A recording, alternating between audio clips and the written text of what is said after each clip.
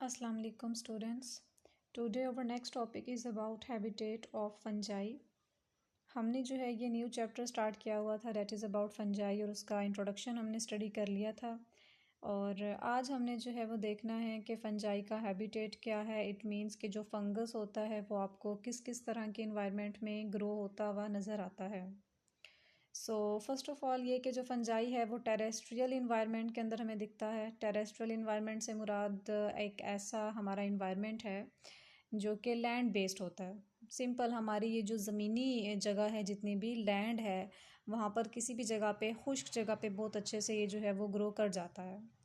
Although सिर्फ कुछ एक कैटेगरीज इसकी ऐसी भी हैं जो कि फ़्रेश वाटर में भी ग्रो करती हैं और मैरीन इन्वायरमेंट में भी ग्रो करती हैं।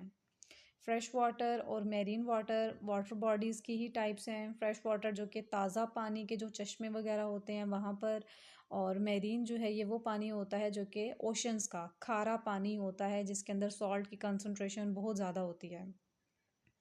इसका मतलब है कि जो फंगस है वो किसी भी इन्वायरमेंट में बहुत इजीली ग्रो करता है। ज़्यादातर फंगस जो है वो हमें खुश्क ड्राई लैंड जो है वहाँ पर दिखता है, बट फंगस की बहुत सारी इस तरह की कैटेगरीज भी हैं जो कि फ़्रेश वाटर में भी ग्रो करती हैं और मेरीन वाटर के अंदर भी पाई जाती हैं। ज़्यादातर ये जो फंगस होता है ना, ये हमें डैम्प प्लेसेस यानी कि गीली जगहों पे मिलता है, और वो इसलिए क्योंकि वहाँ पे ऑर्गेनिक मैटर, गंद वगैरह जो है वो मौजूद होता है, और फंगस जो है वो उसका फूड है। जो फंगस होता है वो ऑर्गेनिक मैटर के ऊपर फीड करता है, ऑर्गेनिक मैटर को डिकम्पोज करके उसके न्यूट्रेंट्स को एज अ फूड के तौर पे इस्तेमाल करता है। तो यही वजह है कि ऑलमोस्ट हमारे पास जितने भी इन्वायरमेंट हैं उन सब में कहीं ना कहीं फंगस ग्रो कर रहा है। कोई भी ऐसा इन्वायरमेंट नहीं है जहाँ पे आप कहें कि इस जगह पे फंगस ग्रो नहीं कर सकता। चाहे कोई मॉइस्चराइज्ड, कोई डैम्प प्लेस है, कोई फ्रेश वाटर वाला इन्वायरमेंट है, मैरीन इन्वायरमेंट है, टेरेस्ट्रियल है, किसी भी गर्ज का हमारे पास इन्वायरमेंट है उसके ऊपर जो है फंगस बहुत इजीली ग्रो करता है। सो फर्स्ट पॉइंट से हमें ये बात क्लियर हो गई कि जो फंगस है वो किसी भी तरह के इन्वायरमेंट में ग्रो कर सकता है। उसका हैबिटेट जो है वो हर तरह का इन्वायरमेंट है। सेकंड ये है कि जी जो फंगस है वो पैथोजेनिक होता है और बहुत सारे प्लांट्स और एनिमल्स जो है वो इनको इफ़ेक्ट करता है। नो डाउट अभी हम आगे जो है फंगस से रिलेटेड बहुत सारी डिजीज़ भी पढ़ेंगे। फंगस जो है वो पैथोजेनिक है, बिल्कुल वैसे ही जैसे वायरस और बैक्टीरियाज जो है पैथोजेनिक होते हैं, उनसे बहुत सारी डिजीज़ होती हैं। इन द सेम वे जो फंगस है वो भी पैथोजेनिक है। इट मीन्स कि बहुत हार्मफुल किस्म की डिजीज़ जो है ये प्लांट्स, एनिमल्स और इवन ह्यूमंस के अंदर भी इसकी वजह से होती हैं। थर्ड वन ये है कि हमारे पास ऑलमोस्ट जितने भी वेस्क्यूलर प्लांट्स हैं, वेस्क्यूलर प्लांट से मुराद वो तमाम पौधे होते हैं जो कि लकड़ी वाले होते हैं। ठीक है, वेस्क्यूलर का जो लफ्ज़ है वो जाइलम और फ्लोइम के लिए यूज़ होता है। जाइलम और फ्लोइम जो है वो दोनों टिश्यूज़ हैं जो कि प्लांट्स के अंदर मौजूद होते हैं। जाइलम का काम होता है पानी को कंडक्ट करना, और फ्लोइम का काम होता है फूड को, यानी कि न्यूट्रेंट्स वगैरह, मिनरल और सॉल्ट्स को कंडक्ट करवाना, प्लांट की पूरी बॉडी के अंदर ट्रांसपोर्ट करना। तो जब भी हम जाइलम और फ्लोइम दोनों की इकट्ठी बात कर रहे होते हैं तो बेसिकली उसे हम वेस्क्यूलर टिश्यूज़ कह देते हैं। और तमाम वो प्लांट्स जिनके अंदर वेस्क्यूलर टिश्यूज़ होते हैं उन्हें हम सिंपल वेस्क्यूलर प्लांट्स कहते हैं। तो यहाँ पे आपको बताना ये जो है वो चाह रही हूँ मैं कि जो वेस्क्यूलर प्लांट्स होते हैं वो ऑलमोस्ट ज़्यादातर जो है ना फंगस के साथ एसोसिएशंस बनाते हैं। एसोसिएशन का मतलब ये है कि जितने भी ऐसे प्लांट हैं ना जिनकी लकड़ी सख्त होती है, आपको पता है बहुत सारे प्लांट हैं जिन जो कि हर्बेशियस होते हैं। इट मीन्स कि उनकी जो लकड़ी है वो बहुत ज़्यादा सॉफ्ट होती है हर्ब्स की तरह, और बहुत ऐसे होते हैं जो कि सख्त होते हैं, उन्हें हम कहते हैं वेस्क्यूलर प्लांट क्योंकि उनकी लकड़ी थोड़ी सी सख्त होती है। तो जितने भी ये लकड़ी वाले पौधे होते हैं, प्लांट्स होते हैं, उनके अंदर अगर हम देखें उनकी जड़ों के अंदर तो कहीं ना कहीं फंगस ग्रो कर रहा होता है। जैसे कि आप इस पिक्चर में देख सकते हैं कि यहाँ पर एक ऊपर छोटा सा प्लांट हमें नज़र आ रहा है, लेकिन डीप डाउन अगर हम जाकर देखें तो इसकी रूट्स के अंदर फंगस ग्रो किया हुआ है। तो इसका मतलब है कि जितने भी वेस्क्यूलर प्लांट्स होते हैं उनकी रूट्स के अंदर कहीं ना कहीं फंगस जो है वो बहुत अच्छे से ग्रो करता है। अगर उन्हें हम सॉइल में से निकाल कर देखें बड़े एहतियात से तो उन्होंने उसके साथ अपनी एसोसिएशंस बनाई होती हैं। एसोसिएशन का मतलब ये होता है कि उनका आपस में ताल्लुक़ होता है, और ये जो ताल्लुक़ है इसे हम सिम्बायोटिक एसोसिएशन कहते हैं बायोलॉजिकल लैंग्वेज में। सिम्बायोटिक एसोसिएशन का सिंपल मीनिंग ये हुआ कि जो प्लांट्स हैं वो फंगस के साथ इन रिलेशन हैं।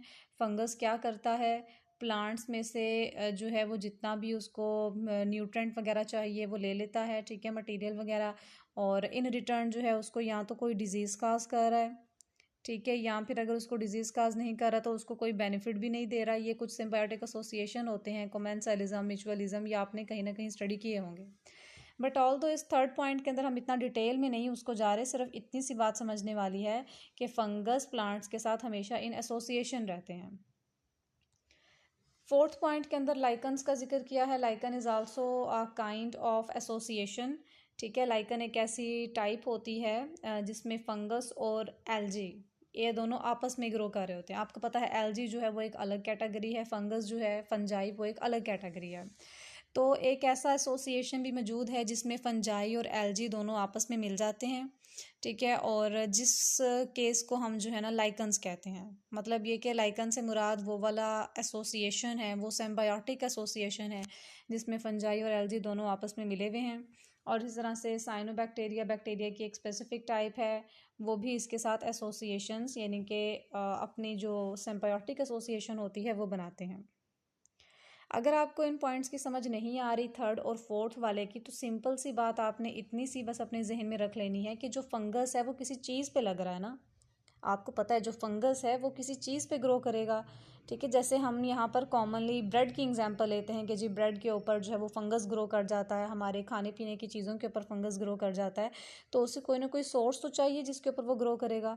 तो थर्ड वाले पॉइंट से वो सिर्फ आपको इतनी सी बात समझा रहे हैं कि इस केस के अंदर जो फंगस है वो दरख्तों के साथ यानी कि प्लांट्स के साथ लगा हुआ है।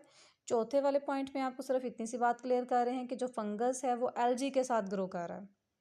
सिर्फ नॉर्मल आपको एक कॉन्सेप्ट दिया जा रहा है कि फंगस जो है वो अलग अलग तरह की एसोसिएशंस बनाता है, कभी प्लांट्स के साथ बना लेता है, कभी एल्जी के साथ, कभी जो है वो ब्रेड पे किसी फूड मटेरियल पे ग्रो करने लग जाता है। So it all depends on the type of fungus कि वो किस टाइप का है और वो कहाँ पर अपने सूटेबल कंडीशंस के मुताबिक ग्रो करता है। Then comes the fifth point, जिसमें ये बताया जा रहा है कि फंगस की कुछ टाइप्स ऐसी हैं जो कि प्लांट्स के अपर पोर्शन में ग्रो करती हैं। मतलब ये कि नॉर्मली अगर हम देखें तो हमें कोई प्लांट्स के अंदर बहुत डीप डाउन खुदाई करने की या फिर उसके रूट्स को बाहर निकालने की जो है वो ज़रूरत नहीं होती। कुछ इस तरह की टाइप्स भी होती हैं जिनमें फंगस जो है ना वो ऊपर ऊपर ही लगा हुआ होता है। मतलब ये कि हम नॉर्मली देख सकते हैं कि इस दरख्त को या इस प्लांट को जो है वो फंगस ने अटैक किया हुआ है, इसको फंगल इन्फेक्शन हुआ है, कोई डिजीज़ है। तो मतलब ये कि बहुत सारी इस तरह की टाइप्स भी हमारे पास मौजूद हैं जिसमें फंगस प्लांट के अपर पोर्शन पे ही लगा हुआ होता है। इसके अलावा एंडोफाइटिक फंजाई भी मौजूद है। एंडोफाइटिक फंजाई जो है ये फंजाई की वो वाली टाइप है जो कि प्लांट टिश्यूज़ के अंदर इंटरनल जाकर जो है वो ग्रो करते हैं। एंडो का मीन होता है इनसाइड। तो एंडोफाइटिक फंजाई से मुराद वो वाली फंजाई हुई जो कि सेल्स और टिश्यूज़ के अंदर जाके ग्रो करती है। तो ये वाली जो फंजाई होती है एंडोफिटिक फंजाई, ये थोड़ी ज़्यादा डेंजरस होती है, हार्मफुल होती है, क्योंकि ये सेल्स के अंदर जाकर टिश्यूज़ के अंदर जाकर उसकी जो कंपोजिशन होती है उसको डिस्टर्ब कर देती है। और इस तरह से प्लांट का जो रिप्रोडक्शन का प्रोसेस होता है वो भी डिस्टर्ब हो जाता है। और साथ में जो उसकी प्लेटेबिलिटी होती है, प्लेटेबिलिटी का मतलब ये है कि जो भी उसकी अबिलिटीज़ हैं, प्रॉपर्टीज़ हैं, लेट्स से कि अगर जो भी प्लांट है वो कोई न्यूट्रिशियस है या कोई वेजिटेबल है, कोई फ्रूट है, तो अगर फंगस उसके साथ जाकर लग गया है डेफिनेटली उसका टेक्सचर ख़राब हो जाएगा, उसका टेस्ट ख़राब होगा। ठीक है, उसमें से स्मेल आने लग जाएगी, तो मतलब उसकी तमाम प्रॉपर्टीज़ जो हैं वो उसको ख़राब कर देगा।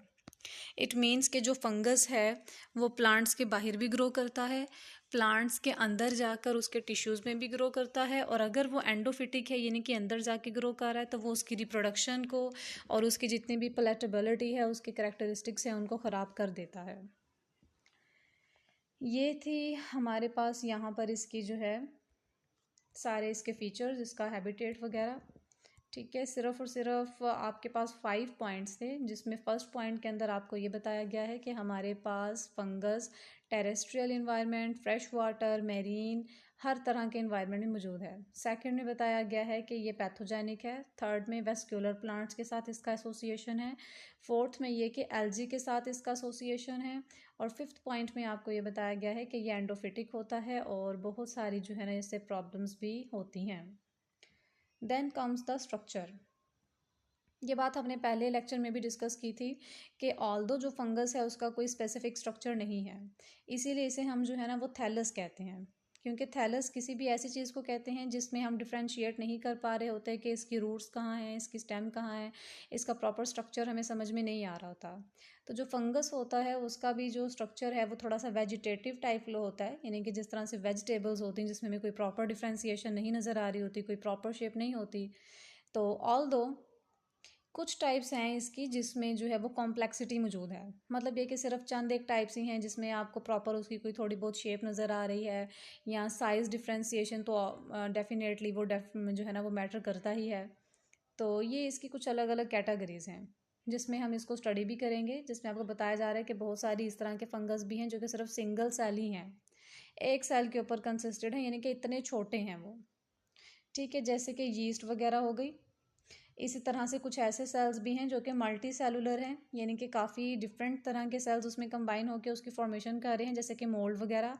कुछ मैक्रोस्कोपिक है, मतलब काफ़ी बड़े हैं इन देयर साइजेस, जैसे कि पफ बॉल्स हो गई और मशरूम्स वगैरह हो गए। ठीक है, तो यहाँ पे ये पिक्चर्स के अंदर भी हमें कुछ नज़र आ रहा है। ये जो है वो शेल फंगस दिखाया गया है, दरख्तों के साथ जो इस तरह का हमें नज़र आ रहा होता है वो शेल फंगस होता है। यहाँ पे हमें यीस्ट के सेल्स बने हुए नज़र आ रहे हैं। ये स्ट्रॉबेरी के ऊपर जो फंगस लगा हुआ होता है वो राइजोपस होता है।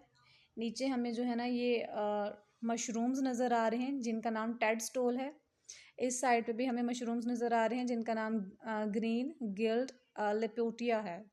तो ये जो है मशरूम्स की कुछ खास किस्म की टाइप्स हैं, अलग अलग नेम्स रखे गए हैं, बट ऑल दो नीचे ये सारे मशरूम्स हैं। इट मीन्स कि जो हमारे पास फंगस होता है उसका स्ट्रक्चर काफ़ी डाइवर्स है, जैसे कि इस पिक्चर के अंदर देखा जा सकता है, हैं ये सारे ही फंगस। लेकिन देखिए कितनी डाइवर्सिटी है, ये हमें चेन्स की फॉर्म में नज़र आ रहा है, कुछ हमें मशरूम्स बने हुए नज़र आ रहे हैं, कुछ नॉर्मली शेल्फ फंगस बने हुए हैं। तो इट मीन्स कि इसके स्ट्रक्चर में बहुत सारी डाइवर्सिटी है, बट ऑल्दो इसके स्ट्रक्चर में हम कोई डिफ्रेंशिएशन नहीं कर पाते कि इसकी बॉडी जो है उसमें रूट्स कहाँ हैं, स्टेम्स कहाँ हैं। तो ये इसके स्ट्रक्चर में एक थोड़ा सा एक इसका साइड पॉइंट है, इसीलिए इसे थैलस कहा जाता है। So that's all about for today. हाँ, नेक्स्ट हमारा टॉपिक यीस्ट है, वो हम नेक्स्ट लेक्चर में डिस्कस करेंगे। ओके जी, अल्लाह हाफिज़।